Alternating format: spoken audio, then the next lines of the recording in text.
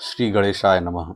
श्री जानकी वल्लभ विजयते। श्री रामचरितमानस हिंदी में, केवल हिंदी में, अवधि तो हम लोग पढ़ते ही हैं, जो जानते हैं पढ़ते हैं। जिनको अवधि में तकलीफ है वो श्री रामचरितमानस जी को हिंदी में थोड़ा थोड़ा करके सुने। सौभाग्यवश आज निषाद राज के राम भी पुस्तक प्रेस में छप करके मेरे हाथों में आ रही है, तो आज से ये कार्य प्रारंभ कर रहा हूँ। इसकी सफलता भगवान हनुमान जी के हाथ में। प्रथम सोपान शुरू हो रहा और बाल कांड, जैसा हम जानते हैं श्री रामचरितमानस जी 7 कांड में लिखे गए हैं। उसमें सबसे पहला कांड बाल कांड है। बाल कांड में जहाँ से तुलसीदास जी ने शुरुआत की है, अवधि आने वाले समय में पढ़ करके फिर हिंदी पढ़ूंगा, लेकिन अभी आज वर्तमान से जो शुरू कर रहा वो केवल हिंदी में।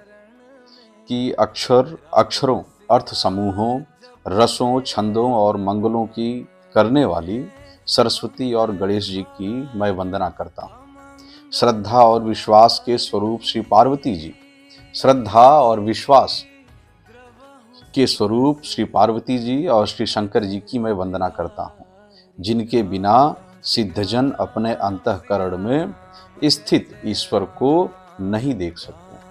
भगवान राम की भक्ति प्राप्त करनी है या भगवान राम का कोई परम भक्त है, तो बिना भगवान शंकर की स्तुति के, बिना भगवान शंकर की इच्छा के भगवान राम का सानिध्य प्राप्त नहीं होगा। ये प्रमाण है। तुलसीदास जी ने सबसे पहले माँ सरस्वती गणेश जी की वंदना के बाद भगवान शंकर की, माता पार्वती की वंदना की। कि ज्ञानमय नित्य शंकर रूपी गुरु की मैं वंदना करता हूँ, जिनके आश्रित होने से ही टेढ़ा चंद्रमा भी सर्वत्र वंदित होता है। श्री सीताराम जी के गुण समूह रूपी पवित्र वन में विहार करने वाले विशुद्ध विज्ञान संपन्न कवीश्वर श्री वाल्मीकि जी और कपीश्वर श्री हनुमान जी की मैं वंदना करता हूँ। उत्पत्ति स्थिति का अर्थ पालन, उत्पत्ति स्थिति और संहार करने वाली, क्लेशों की हरने वाली तथा संपूर्ण कल्याणों की करने वाली श्री रामचंद्र जी की प्रियतमा श्री सीता जी को मैं नमस्कार करता हूँ, जिनकी माया के वशीभूत संपूर्ण विश्व ब्रह्मादि देवता और असुर हैं, जिनकी सत्ता में रस्सी में सर्प के भ्रम की भांति यह सारा दृश्य जगत सत्य ही प्रतीत होता है, और जिनके केवल शरण ही की वंदना से भवसागर तरने की इच्छा वालों के लिए एकमात्र नौका है। उन समस्त कारणों से पर सब कारणों के कारण और सबसे श्रेष्ठ राम कहाने वाले भगवान हरि की मैं वंदना करता हूँ। अनेक पुराण, वेद और तंत्र शास्त्र से सम्मत तथा जो रामायण में वर्णित है और कुछ अन्यत्र से भी उपलब्ध श्री रघुनाथ जी की कथा को तुलसीदास जी अपने अंतःकरण के सुख के लिए अत्यंत मनोहर भाषा रचना में विस्तृत करता है। और यहाँ पे अगर अवधि में तुलसीदास जी की लिखी स्तुति न पढ़ूं, जैसा जनमानस लगातार सुनते हैं कि नाना पुराण निगमागम सम्मतम यद रामायणे निगदितम क्वचिद्न्यतोऽपि स्वान्तः सुखाय तुलसी रघुनाथ गाथा भाषा निबंध मति मंजूल मातनोति। कि अनेक पुराण, वेद और तंत्र शास्त्र से सम्मत तथा जो रामायण में वर्णित है और कुछ अन्यत्र से भी उपलब्ध श्री रघुनाथ जी की कथा को तुलसीदास अपने अंतःकरण के सुख के लिए अत्यंत मनोहर भाषा रचना में विस्तृत करता है। अंतःकरण, अगर अंतःकरण की बात किया जाए तो यहाँ पे कितनी वैज्ञानिक बात छुपी है कि हमारा और आपका अंतःकरण भिन्न नहीं होता, सबकी आत्मा भगवत स्वरूप होती है। उस अंतःकरण की शांति के लिए, मतलब केवल तुलसीदास जी के अंतःकरण के लिए नहीं था, तो उनकी विद्वत्ता थी, दास्य भाव भक्ति थी भगवान में, तो उन्होंने लिखा। लेकिन ये अंतःकरण सभी के लिए है, हमारे आपके लिए भी है। जिन्हें स्मरण करने से सब कार्य सिद्ध होते हैं, जो गणों के स्वामी और सुंदर हाथी के मुख वाले हैं, वे ही बुद्धि के राशि और शुभ गुणों के धाम श्री गणेश जी मुझ पर कृपा करें। जिनकी कृपा से गूंगा बहुत सुंदर बोलने वाला हो जाता है और लंगड़ा लूला दुर्गम पहाड़ पर चढ़ जाता है, वे कलयुग के सब पापों को जला डालने वाले दयालु भगवान मुझ पर द्रवित हों। जो नील कमल के समान श्याम वर्ण हैं, पूर्ण खिले हुए लाल कमल के समान जिनके नेत्र हैं, और जो सदा क्षीर सागर में शयन करते हैं, वे भगवान नारायण मेरे हृदय में निवास करें। एक बार फिर से स्वरूप भगवान का बताता हूँ कि जो नील कमल के समान श्याम वर्ण है, जो नील कमल के समान श्याम वर्ण है, पूर्ण खिले हुए। नील कमल का मतलब अंतरिक्ष आप देखते होंगे, आकाश में जब देखेंगे धूप खिली हो, जैसा सुंदर स्वरूप होता है नीला, भगवान का स्वरूप वैसा।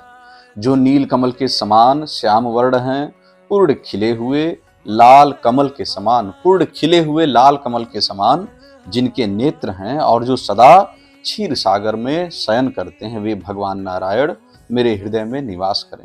जिनका कुंद के पुष्प और चंद्रमा के समान गौर शरीर है, जो पार्वती के प्रियतम और दया के धाम हैं, और जिनका दीनों पर स्नेह है, वे कामदेव का मर्दन करने वाले शंकर जी मुझ पर कृपा करें। भगवान शंकर का रूप फिर से बताता हूं कि जिनका कुंद के पुष्प और चंद्रमा के समान गौर शरीर है। भगवान शंकर जी का स्वरूप आप कपूर देखते होंगे, कर्पूर गौरम, कपूर के जो रूप होता है उस तरह का भगवान शंकर का स्वरूप है। जिनका कुंद के पुष्प और चंद्रमा के समान गौर शरीर है, जो पार्वती के प्रियतम और दया के धाम हैं, और जिनका दीनों पर स्नेह है, वे कामदेव का मर्दन करने वाले शंकर जी मुझ पर कृपा करें। मैं उन गुरु महाराज के चरण कमलों की वंदना करता हूँ, जो कृपा के समुद्र और नर रूप में श्री हरि ही हैं, और जिनके वचन महामोह रूपी घने अंधकार के नाश करने के लिए पूर्ण सूर्य किरणों के समूह है। मैं गुरु महाराज के चरण कमलों की रज की वंदना करता हूँ। मैं गुरु महाराज के चरण कमलों की रज की वंदना करता हूँ, जो सुरुचि सुंदर स्वाद, सुरुचि का मतलब सुंदर स्वाद, जो सुरुचि सुगंध तथा अनुराग रूपी रस से पूर्ण है। वह अमर मूल संजीवनी जड़ी का सुंदर चूर्ण है, जो संपूर्ण भव रोगों के परिवार को नाश करने वाला है। क्या गुरु के रज कण, गुरु की महत्ता देखिए। वह रज सुकृति पुण्यवान पुरुष रूपी शिव जी के शरीर पर सुशोभित निर्मल विभूति है, और सुंदर कल्याण और आनंद की जननी है। भक्त के मन रूपी सुंदर दर्पण के मैल को दूर करने वाली, और तिलक करने से गुणों के समूहों को वश में करने वाली है। श्री गुरु महाराज के चरण नखों की ज्योति मणियों के प्रकाश के समान है, जिसके स्मरण करते ही हृदय में दिव्य दृष्टि उत्पन्न हो जाती है। वह प्रकाश अज्ञान रूपी अंधकार का नाश करने वाला है। वह जिसके हृदय में आ जाता है उसके बड़े भाग्य हैं। उसके हृदय में आते ही हृदय के निर्मल नेत्र खुल जाते हैं, और संसार रूपी रात्रि के दोष दुख मिट जाते हैं। एवं श्री राम चरित्र रूपी मणि और माणिक्य गुप्त और प्रकट जहाँ जो जिस खान में है, सब दिखाई पड़ने लगते हैं। जैसे सिद्धांजन को नेत्रों में लगाकर साधक सिद्ध और सुजान पर्वतों, वनों और पृथ्वी के अंदर कौतुक से ही बहुत सी खाने देखते हैं। श्री गुरु महाराज के चरणों की रज कोमल और सुंदर नयनामृत अंजन है, जो नेत्रों के दोषों का नाश करने वाला है। उस अंजन से विवेक रूपी नेत्रों को निर्मल करके मैं संसार रूपी बंधन से छुड़ाने वाले श्री राम चरित्र का वर्णन करता हूँ। पहले पृथ्वी के देवता ब्राह्मणों के चरणों की वंदना करता हूँ, जो अज्ञान से उत्पन्न सब संदेहों को हरने वाले हैं। फिर सब गुणों की खान संत समाज को प्रेम सहित सुंदर वाणी से प्रणाम करता हूँ। तुलसीदास जी ने किसकी किसकी स्तुति की है, किसी की स्तुति छोड़ी नहीं। संतों का चरित्र कपास के चरित्र के समान शुभ है, जिसका फल नीरस विशद और गुणमय होता है। कपास की डोडी निरस होती है। संत चरित्र में भी विषयाशक्ति नहीं है, इससे वह भी निरस है। कपास उज्जवल होता है, संत का हृदय भी अज्ञान और पाप रूपी अंधकार से रहित होता है, इसलिए वह विशद है। और कपास में गुण होते हैं, इसी प्रकार संत का चरित्र भी सद्गुणों का भंडार होता है, इसलिए वह गुणमय है।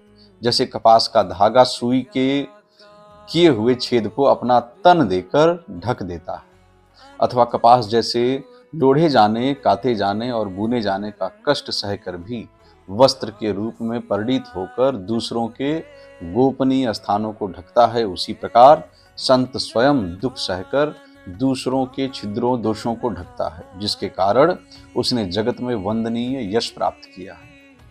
संतों का समाज आनंद और कल्याणमय है, जो जगत में चलता फिरता तीर्थराज प्रयाग है। जहां उस संत समाज रूपी प्रयागराज में राम भक्ति रूपी गंगा जी की धारा है और ब्रह्म विचार का प्रचार सरस्वती जी हैं, विधि और निषेध, विधि का मतलब यह करो, निषेध का मतलब यह नहीं करना, विधि और निषेध रूपी कर्मों की कथा कलयुग के पापों को हरने वाली सूर्य तनया यमुना जी सूर्य जी की, भगवान सूर्य की पुत्री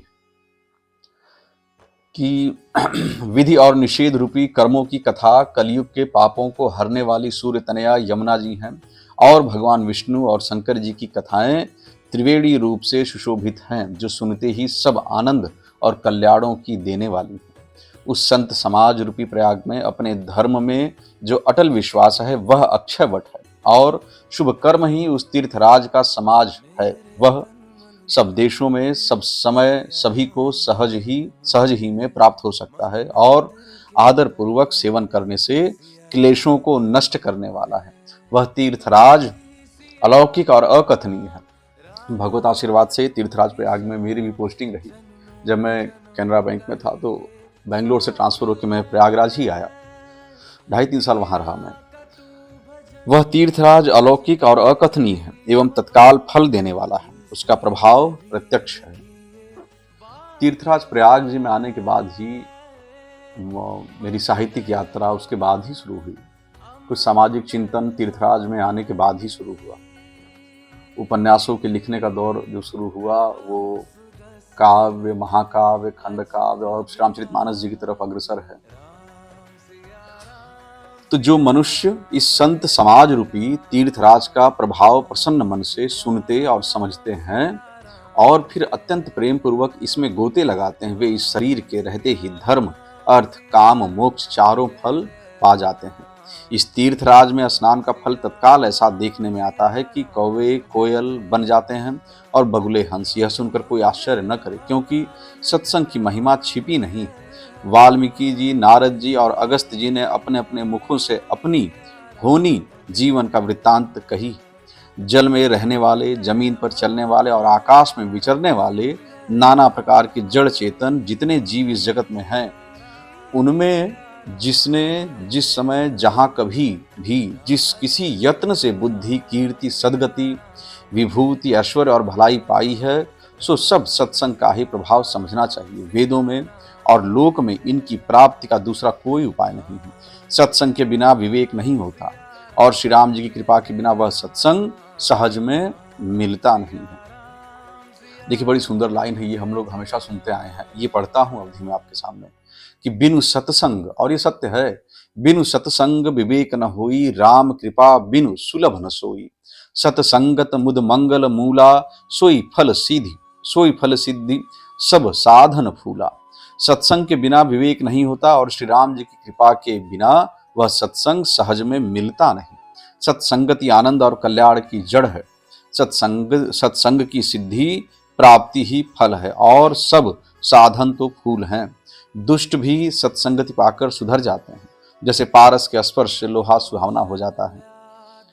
ये विज्ञान है। देखिए क्या लिखे हैं तुलसीदास जी कि दुष्ट भी सत्संगति पाकर सुधर जाते हैं, जैसे पारस के स्पर्श से लोहा सुहावना हो जाता है, सुंदर सोना बन जाता है। किंतु दैव योग से यदि कभी सज्जन कुसंगति में पड़ जाते हैं तो वे वहां भी सांप की मणि के समान अपने गुणों का ही अनुसरण करते हैं। अर्थात जिस प्रकार सांप का संसर्ग पाकर भी मणि उसके विष को ग्रहण नहीं करती तथा अपने सहज गुण प्रकाश को नहीं छोड़ती, उसी प्रकार साधु पुरुष दुष्टों के संग में रहकर भी दूसरों को प्रकाश ही देते हैं। दुष्टों का उन पर कोई प्रभाव नहीं पड़ता। ब्रह्मा, विष्णु, शिव, कवि और पंडितों की वाणी भी संत महिमा का वर्णन करने में सकुचाती है। वह मुझसे किस प्रकार नहीं कही जाती, जैसे साग तरकारी बेचने वालों से मड़ियों के गुण समूह नहीं कहे जा सकते। मैं संतों को प्रणाम करता हूँ, जिनके चित्त में समता है, जिनका न कोई मित्र है और न शत्रु।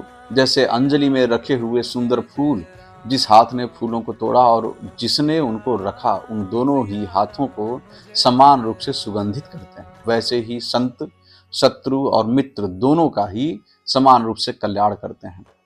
संत सरल हृदय और जगत के हितकारी होते हैं। उनके ऐसे स्वभाव और स्नेह को जानकर मैं विनय करता हूँ।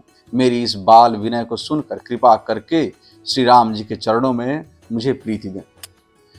इससे आगे भगवान राम की कृपा से प्रयास करूँगा कि आपके बीच रामचरितमानस जी को, श्री रामचरितमानस जी को ऐसे ही हिंदी में पढ़ करके सुनाऊं और आपके बीच आपसे जुड़ा रहूं। धन्यवाद।